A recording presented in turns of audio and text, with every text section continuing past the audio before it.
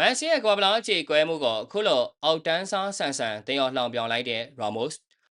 စပိန်ကိုရှုံးတဲ့ကွာဘလာဖိုင်နယ်ပြီးမှာမက်ဆီကိုနေတော့ကွင်းထဲအထိဆင်းပြီးပွေးဖက်နှစ်သိမ့်ပေးခဲ့တဲ့ဆာဂျီရာမှုဟာတကယ်တော့ကမ္ဘာအကြီးဆုံးဟန်ဆောင်ခေါင်းဆောင်ကြီးပါလို့ပြောရင်ခင်ဗျားတို့ယုံမလားတရက်ကြီးမှာတူကစားခဲ့တဲ့တန်ရောစင်းနေကွင်းထဲကစာနာမှုတွေဆိုတာနာမည်ကောင်းရအောင်လုပ်ပြခဲ့တာတတ်တတ်ပါပဲ2022ခုနှစ်တုန်းကမက်ဆီရဲ့သမိုင်းဝင်တပ်ပုံကိုအခုဆိုရင်ရာမိုကအခွင့်အရေးရတော့လှောင်ပြောင်တည်ရောက်လိုက်ပြီဖြစ်ပါတယ်ပရိသတ်များလုံးဝမိတ်လာပါဗျာ Yes Sport IMAX ကွန်ရှိကိုစာပေကနေအားလုံးကိုပြန်လည်ကြိုလိုက်ပါရစေ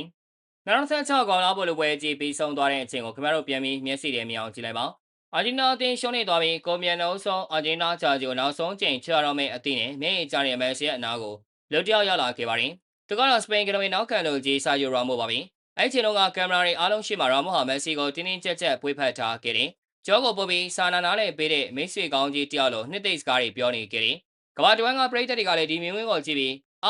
ရီယယ်မက်ဒရစ်နဲ့ဘာစီလိုနာအပြင်းထန်ရန်သူတွေဖြစ်ခဲ့ပေမဲ့ PSG မှာအတူကစားခဲ့ကြလို့တန်ရောင်းစင်ရှိနေကြတာပဲ။ရာမိုကတကယ်ကိုကြီးမြတ်တဲ့အားကစားစိတ်သက်ရှိတာပဲဆိုပြီးတော့အမုန်းတင်ချီကျူးခဲ့ကြတာပါ။ဒါပေမဲ့အဲ့ဒီပွေးဖက်မှုနောက်ွယ်ကတကယ်စိတ်သက်အမှန်ဟာအခုချိန်မှာတော့အစိမ်ပြင်းပြင်းနဲ့ပေါက်ကွဲထွက်လာခဲ့ပါပြီ။အဲ့ဒီကွင်းထဲကမြင်ကွင်းဟာကမ္ဘာမီဒီယာတွေရှေ့မှာနာမည်ကောင်းရအောင်လူကြီးလူကောင်းဆန်အောင်တမင်တရုပ်ဆောင်ပြခဲ့တဲ့အကယ်ဒမီဆုရဟန်ဆောင်မှုကြီးတတ်တတ်ပါပဲ။ဇလန်ကကွင်းထဲမှာပြီးသွားပါဘူး။ပွဲပြီးအောင်ပွဲခံတဲ့အချိန်တွေကုန်လွန်သွားတဲ့အခါရာမိုရဲ့ဆိုရှယ်မီဒီယာပေါ်မှာဓာတ်ပုံတစ်ပုံတင်လာခဲ့ပါတယ်။အဲဒီဓာတ်ပုံဟာအားလုံးကိုတုံ့လုံသွားစေခဲ့ပြီးမက်ဆီပရိသတ်ရဲ့ဒေါသကိုအမြင့်ဆုံးရောက်သွားစေခဲ့ပါတယ်။2020ကွာဘလာကိုအာဂျင်တီးနားရခဲ့တော့ကမက်ဆီယာဟိုတယ်ကန်ကအိယာပေါ်မှာရွှေအောင်ကွာဘလာအကြီးကိုရင်ဝင်ထဲပိုက်ပြီးအိတ်ဆက်နေတဲ့ပုံကိုတင်ခဲ့ပူပါတယ်။အဲဒီပုံ Instagram သမိုင်းမှာလိုက်အများဆုံးဆန်ရင်တင်ခဲ့တဲ့မက်ဆီရဲ့ဘဝတသက်တာအိမ်မက်တွေပြေးဝသွားတဲ့အလားပါဆုံးတင်ကြတာဓာတ်ပုံလေးတစ်ပုံပါ။အခု2026မှာစပိန်ဘိုဆွဲသွားတဲ့အချိန်ကျတော့ရာမိုကအဲ့မန်ဆီရဲ့သမိုင်းဝင်ဓာတ်ပုံကိုတိတိကျကျကြီးလိုက်လံတူပါပြီးရိုက်ကူးပြခဲ့ပါတယ်။နေရာကအိယာပေါ်မှာပုံစံကဖလားကိုဖမ်းနေတဲ့ပုံစံ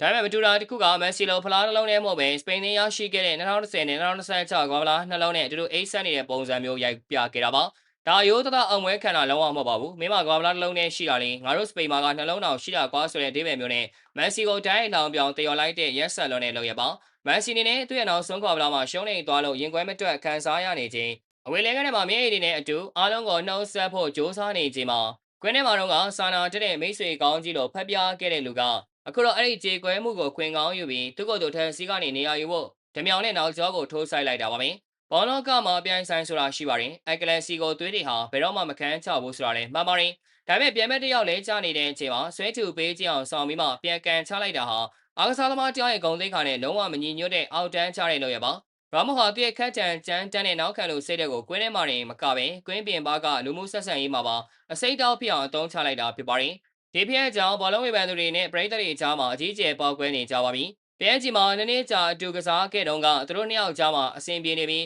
ရန်ညိုးတွေပြေလည်သွားပြီလို့ထင်ခဲ့ကြပေမဲ့အခုတော့အဲ့တီဆောက်ထားတဲ့တရားလေးဟာတစားစီပြိုကျပြက်စီးသွားခဲ့ပါပြီ။မက်ဆီဆိုတော့ဘယ်တော့မှတခြားကစားမတွေကိုပြန်လည်နှောင်ပြောင်းလေးမရှိတဲ့အေးဆေးဆေးနေတတ်တဲ့သူပါ။သူရဲ့ဒီလိုအေးချမ်းတဲ့ဆရာကြီးကိုတည်ရနေရာမလိုဝိုင်းကစားမကြီးတယောက်ကအခုလိုကလေးဆန်ဆန်အတ္တကြီးကြီးလှောင်ပြောင်းလိုက်တာဟာစပိန်အသင်းအောင်ပွဲကိုတော့အယောင်ကျသွားစေပါတယ်။စပိန်နိုင်ငံကိုဂုဏ်ပြုခြင်းတခြားနည်းလမ်းတွေအများကြီးရှိပါတယ်။ကိုယ်နိုင်ငံအောင်မြင်မှုကိုပြသဖို့အတွက်တငယ်ချင်းဟောင်းတယောက်ရဲ့တမိုင်းဝင်ပွဲကိုပြန်စီပြီးနင်းတက်ဆရာမလိုပါဘူး။ရောင်မွေရဲ့ဒီဓာတ်ပုံတစ်ပုံဟာသူ့ရဲ့ဘောလုံးကစားမဘွားတစ်လျှောက်လုံးတီဆောက်ခဲ့တဲ့လူမိုက်ကြီးဆိုတဲ့ပုံရိပ်ကိုသူရဲ့ဘောကြောင့်နဲ့ဟန်ဆောင်သမားဆိုတဲ့ပုံရိပ်ပြင်ထာဝရပြောင်းလဲပြလိုက်ပြီလို့ပဲဆိုလိုက်ခြင်းကြောင့်ပါ။ညီကိုတို့ကရောင်မွေလို့ရဲ့ပေါ်ဘယ်လိုမြင်ကြလဲပြောပေးခဲ့ကြပါဦး။အစောနေ့ကြည့်ရှုပေးခဲ့ကြတဲ့အတွက်အားလုံးကိုကျေးဇူးထူးပဲတင်ရှိပါရခင်ဗျာ။